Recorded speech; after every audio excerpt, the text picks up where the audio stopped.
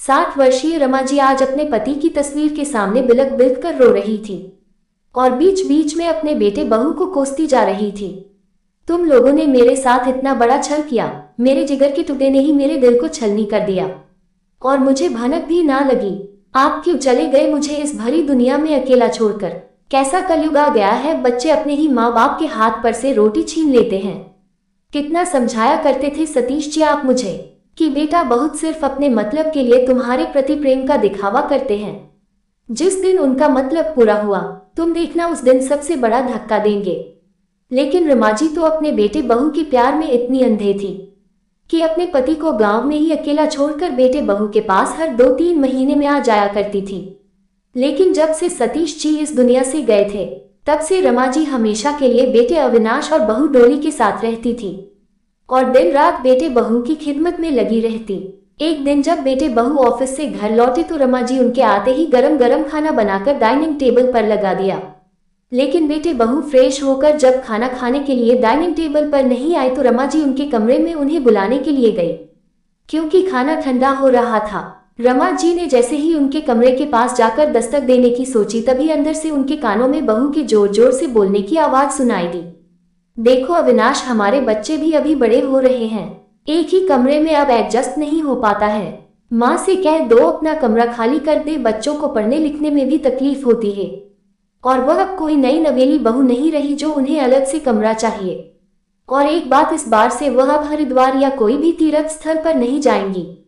इनकी वजह से खर्चा इतना हो जाता है कि हमें अपनी छुट्टियों की ट्रिप भी कैंसिल करनी पड़ती है। अब की बार हम छुट्टियों पर मनाली जाएंगे, उन्हें हमारे साथ जाना है तो चले वरना कोई जरूरत नहीं है उन्हें ले जाने की। बहू की बातें सुनकर रमा जी की आंखें भर आई। जिस बहू को मैंने हमेशा अपनी बेटी माना वही मेरे बारे में ऐसा सोचती है। तभी अविनाश बोला, मैं जानता हूं पर माँ को इतनी ठंडी जगह कैसे ले जा सकते हैं? माँ इतनी ठंड बर्दाश्त नहीं कर पाएंगी। वही तो मैं आपको बताना चाहती हूँ। अब तक माँ को खुश रखना चाहते थे क्योंकि वह हमारे बच्चों का ख्याल रखती थी। ससुर जी के जाने के बाद हमने उन्हें इसलिए घर में रखा था क्योंकि मैं भी नौकरी करती थी और हमारे बच्चे छोटे थे, ये सोचकर कि हमारे ऑफिस जाने के बाद बच्चों को कौन संभालेगा।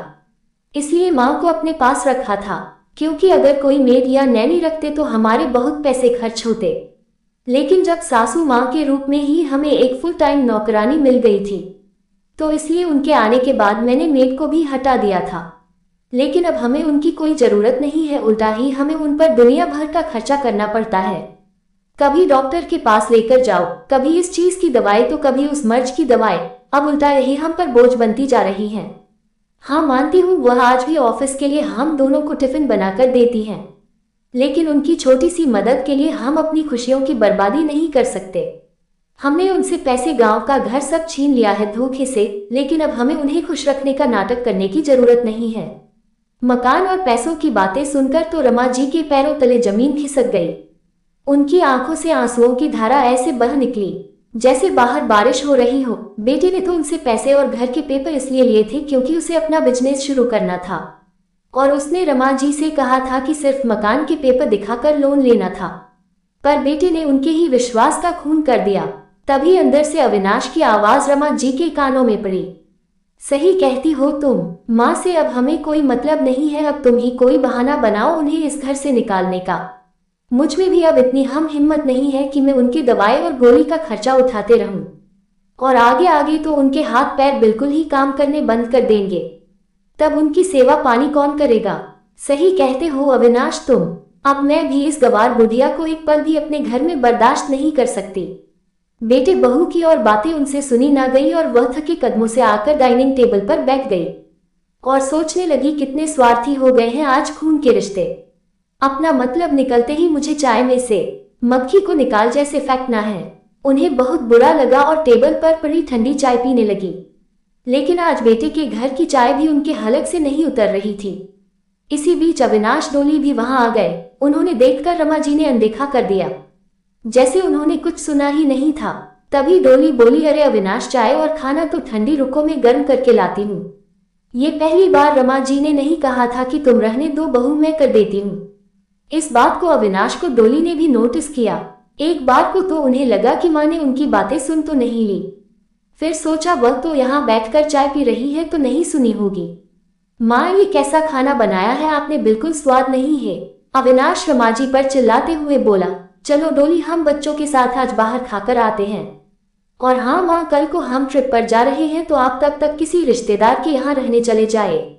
जब हम ट्रिप से लौटकर आएंगे तो आपको वापस बुला लेंगे। इतना कहकर वह दोनों बच्चों के साथ बाहर डिनर करने चले गए। पहले जब बाहर खाना खाने जाते थे तो कैसे वह रमा जी को भी साथ ले जाते थे, क्योंकि वहां होटल में जाकर भी बेचारी रमा जी बच्चों को खिलाने पिलाने का, उनके बच्चों की नैनी बनने का काम जो किया करती थी, ताकि बहू बेटे आराम से बैठकर खा सके। बेचारी वह तो थोड़ा बहुत ही खाकर आधे पेट ही लौट आती थी। लेकिन अब उन्हें इस माँ की जरूरत क्यों होगी, अब बच्चे खुद खाने लायक जो हो गए हैं। रमा जी सोचने लगी कि बहू तो बाहर घर से आई है पर बेटा तो मेरा खून है, मेरी कोख से जन्म लिया है। हम सोचते हैं कि बुढ़ापे का असली सहारा तो बेटा ही बनेगा, पर मैंने नहीं सोचा था कि मुझे सहारा देने वाला लड़का मुझे बेसहारा करने के लिए तैयार हो गया है। बेटे का घर अब उन्हें काटने को दौड़ने लगा, पर उन्होंने ठान लिया था कि वह अभी भी इतनी मजबूत है कि अपने सारे काम खुद कर सकती हैं। अगले दिन बेटे बहू ने उन्हें घर से बाहर कर खुद ट्रिप पर चले गए। रमा जी बेचारी कहाँ जाती, अब तो गांव का घर भी नहीं था। फिर उन्हें अपने मायके के घर की याद आई तो वह सोची अपने मायके के गांव चली जाती हूँ। वहां अपने पापा के घर को देखकर उनकी तबीयत हरी हो गई। इस घर बंद था। कुछ साल पहले ही रमा जी के भाई भाभी इस दुनिया को छोड़कर चले गए थे। उनका एक बेटा रवि था जो वह भी विदेश में रहता था, लेकिन घर की चाबी पड़ोस में कमला काकी के पास ही रहती थी, क्योंकि उनके खेत भार और उनका घर वो और उनका बेटा संभाला करता था। घर और खेतों की जिम्मेदारी सब कमला काकी की थी। रमा जी ने अपनी व्यथा जब कमला काकी को सुनाई तो उनकी आंखें भर आई। कमला काकी की भी अब उम्र हो गई थी, उन्हें भी अब किसी के सहारे की जरूरत थी, क्योंकि उनकी बहू बेटे को लेकर दूसरे शहर में चली गई थी और उनसे खेतों की जिम्मेदारी अब ज्यादा नहीं संभाली जाती थी। तो रमा जी ने खेतों और घर की पूरी जिम्मेदारी उठाई। उन्होंने खेतों में 2 मजदूर लगा दिए।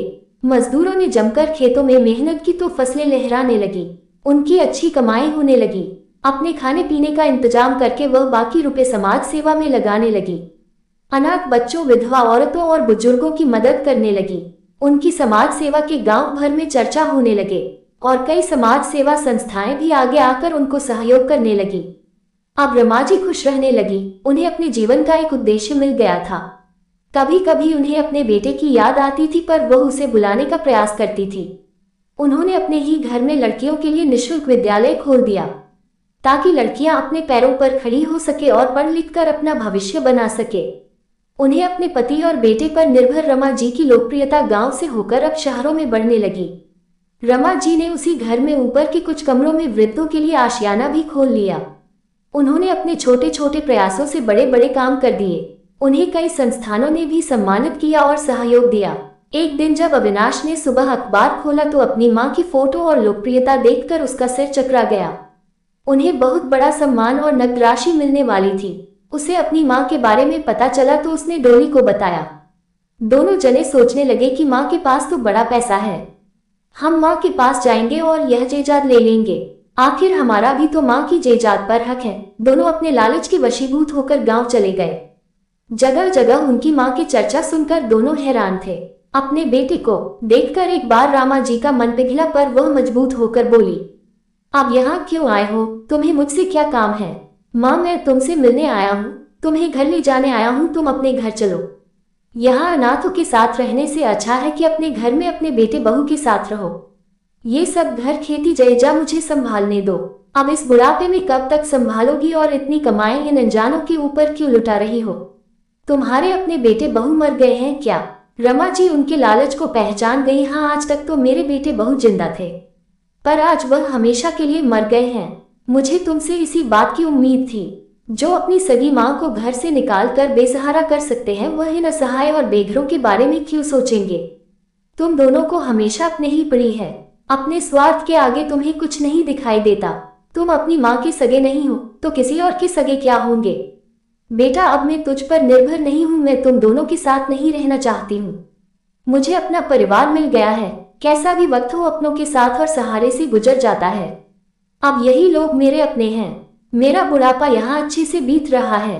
और हाँ, मेरे पास जितनी भी जायदाद है, खेती बाड़ी है और सम्मान की राशि है, ये सब मेरे इस परिवार के लिए है। तुम दोनों को इसमें से 1 रुपया भी नहीं मिलेगा। और हाँ, जब मैं इस दुनिया से चली जाऊंगी तब तू मेरी कर अर्थी को कंधा देने भी मत आना। और मुखाग्नि का हक भी आज मैं तुझसे छीनती हूँ। लाखों की जायदाद हाथ से फिसल गई। अविनाश और डोली को बड़ा ही पछतावा हुआ। काश वह माँ के साथ बुरा बर्ताव नहीं करते तो आज ये सब उनका होता। रमा जी के नौकरों ने उनके बेटे बहू को धक्के मारकर घर से बाहर कर दिया। दोनों अपना मुंह लटका कर शहर वापस आ गए। अगर आपको वीडियो अच्छी लगी तो इस वीडियो को लाइक करके चैनल को सब्सक्राइब कर देना। आपका एक सब्सक्राइब मेरे लिए 1 लाख के बराबर है।